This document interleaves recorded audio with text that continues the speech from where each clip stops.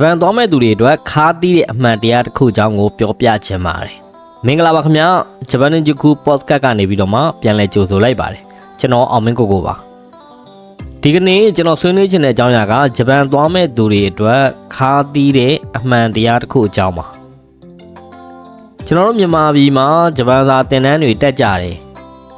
N3 N2 အောင်စူးစမ်းကြတယ်အားလုံးရဲ့ရည်မှန်းချက်ကဂျပန်ရောက်ရင်အဆင်ပြေဖို့ပေါ့ဒါပေမဲ့လက်တွေ့မှာကျွန်တော်မြင်နေရတာက N1 N2 အောင်ထားပြီးဂျပန်ရောက်မှအလုပ်ထဲမှာအဆင်မပြေလို့ငိုပြီးပြန်လာရတဲ့သူတွေအလုပ်ထုတ်ခံရတဲ့သူတွေအများကြီးရှိပါတယ်တစ်ဖက်မှာတော့ N4 လောက်ပဲတက်တဲ့သူကဂျပန်လူမျိုးတွေရဲ့အချစ်တော်ဖြစ်နေပြီးယာရိုးတွေတက်နေတာမျိုးတွေလည်းရှိပါတယ်ဒါဟာကံတရားကြောင့်လားမဟုတ်ပါဘူးဒါဟာ soft skill လို့ခေါ်တဲ့လူမှုဆက်ဆံရေးအရေးချင်းကွာခြားသွားလို့ပါကျွန်တော်ဥပမာတစ်ခုပေးပါမယ်ခင်ဗျားတို့ရုပ်ရှင်ကြည့်ဖို့လက်မှတ်တစ်စောင်ဝယ်လိုက်တယ်ဆိုပါစို့အဲ့ဒီလက်မှတ်ကခင်ဗျားကိုရုပ်ရှင်ရုံနဲ့ပေးဝင်ဖို့အတွက်ပဲဖြစ်ပါတယ်ရုပ်ရှင်ရုံနဲ့ရောက်ရင်အေးဆေးဆေးထိုင်ကြည့်မှာလားဘေးကလူနဲ့ရန်ဖြစ်မှာလားဆိုတာတော့ခင်ဗျားရဲ့ပြုမှုနေထိုင်မှုပေါ်မှာပဲမူတည်ပါတယ်အဲ့ဒီတိုင်းပဲဂျပန်စာအောင်လက်မှတ် JLPT ဆိုတာကလည်းဂျပန်ကိုသွားခွင့်ရမယ့်လက်မှတ်တစ်စောင်လိုပါပဲကုမ္ပဏီကခင်ဗျားကိုအလုပ်ခန့်လိုက်တာကအဲ့ဒီလက်မှတ်ကိုကြည့်ပြီးခန့်တာပါဒါပေမဲ့အလုပ်ထဲမှာခင်ဗျားကိုဆက်ထားမလားယာတို့တိုးပေးမလားဆိုတာကခင်ဗျားရဲ့ soft skill ပေါ်မှာမူတည်ပါတယ်စာအုပ်ထဲကစာတွေကိုလို့ရနေုံနဲ့အလုပ်ထဲမှာအဆင်မပြေနိုင်ပါဘူးစာမေးပွဲမှာအမှတ်တရရတာထက်အလုပ်ထဲမှာဂျပန်လူမျိုးတွေနဲ့ဘယ်လိုပေါင်းသင်းဆက်ဆံရမလဲဆိုတာကပိုအရေးကြီးပါတယ်ကျွန်တော်တွေ့ဘူးတဲ့ကျောင်းသားတယောက်အကြောင်းကိုပြောပြပါမယ်သူကဂျပန်စာ N2 အောင်ထားတာစာအရန်တော်ပါတယ်ဒါပေမဲ့ဂျပန်ရောက်လို့အလုပ်ထဲမှာသူကအရန်မာနကြီးတယ်ဂျပန်လူမျိုးတွေကတခုခိုင်းလိုက်ရင်ဒါကသူလုပ်ရမှာမဟုတ်ဘူးလေဆိုပြီးပြန်ညင်းတာမျိုးဒါမှမဟုတ်သူများတွေအလုပ်ရှုံနေချိန်မှာသူကသူ့အလုပ်ပြီးရင်ပြီးရောဆိုပြီးတော့ထိုင်နေတာမျိုးလုပ်ခဲ့တယ်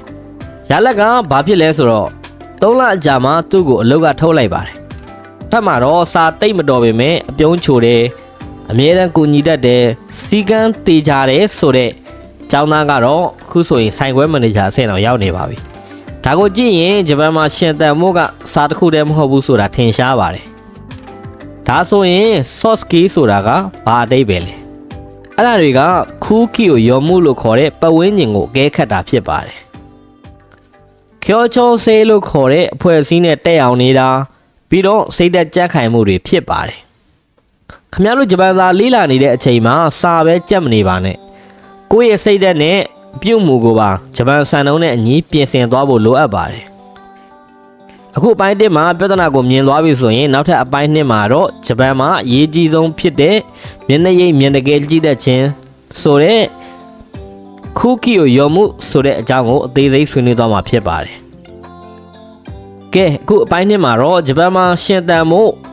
နက်မျက်စိလို့တော့တင်စားလို့ရတဲ့ခူးကီကိုယောမှုဆိုတဲ့အကြောင်းကိုပြောကြရအောင်။မြန်မာလိုဆိုရင်တော့လေတုကိုဖတ်တာပေါ့။ဒါဟာဂျပန်လူမျိုးတွေရဲ့စိတ်နေစိတ်ထားမှာအမြင့်တွယ်နေတဲ့အယူဆပါ။ဂျပန်တွေဟာတခုခုကိုအလိုမကျရင်မလုံနဲ့လို့ဓာတ်ရိုက်ပြောခဲ့ပါတယ်။ဒါပေမဲ့သူတို့ရဲ့မျက်လုံး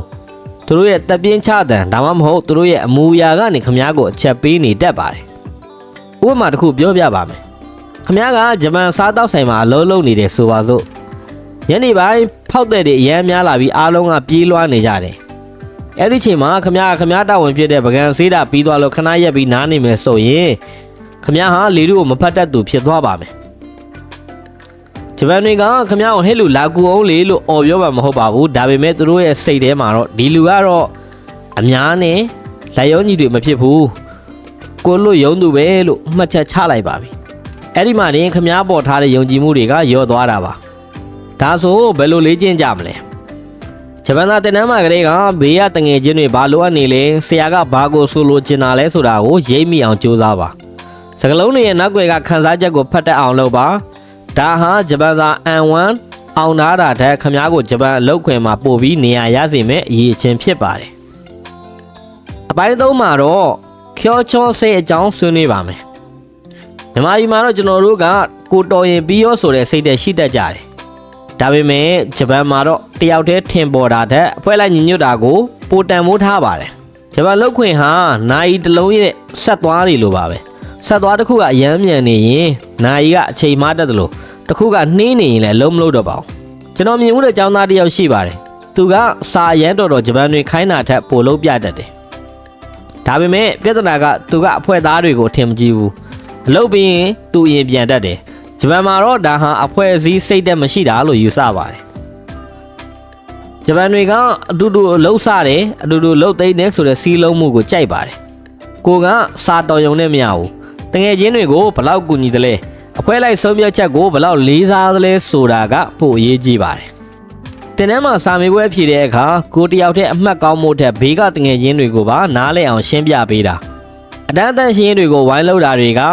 ခေါ်ချောဆဲလေးကျင်ငန်းနေပါပဲဒါဟာဂျပန်ရောက်ရင်ခမားကိုအောင်မြင်အောင်ပံ့ပိုးပေးမဲ့အလေးကျင့်တွေဖြစ်ပါတယ်အပိုင်းလေးကတော့ခါသီးဆုံးလက်တွေပါ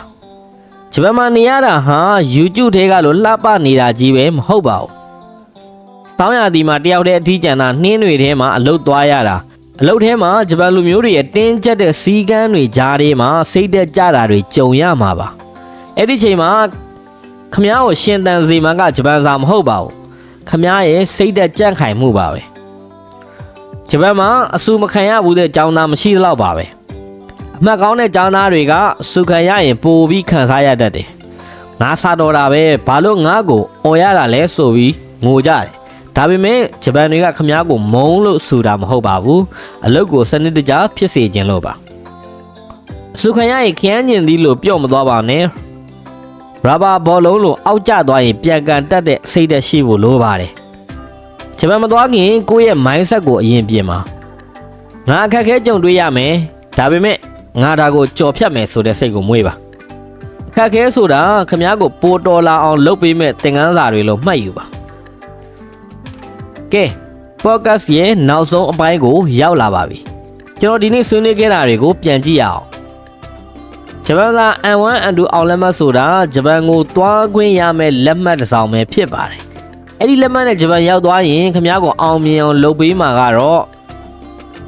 မျက်နှာရည်မျက်နှာကဲကြည့်တတ်ခြင်းနဲ့အဖွဲ့အစည်းစိတ်သက်ကြက်ခိုင်မှုတွေပဲဖြစ်ပါတယ်ကျွန်တော်ကတော့ကျွန်တော်ရဲ့ဂျပန်နေဂျခုကចောင်းသားတွေကိုဂျပန်သားတော်ယုံတွေမကပဲလူတော်တွေပါဖြစ်စေချင်တာပါဂျပန်ကိုပတ်စံရှာဖို့သွားတာထက်ကိုဘဝအတွက်အဖိုးတန်တဲ့အရေးချင်းတွေသွားယူတာလို့သတ်မှတ်ပါဒီနေ့ podcast လေးကသင်အတွက်အမြင်အသစ်တွေရစေမယ်လို့မျှော်လင့်ပါတယ်သိချင်တာရှိရင် comment မှာမေးခဲ့ပေးပါအားလုံးပဲအောင်မြင်တဲ့ဂျပန်ခီးစဉ်ဖြစ်ပါစေခင်ဗျာကျေးဇူးတင်ပါတယ်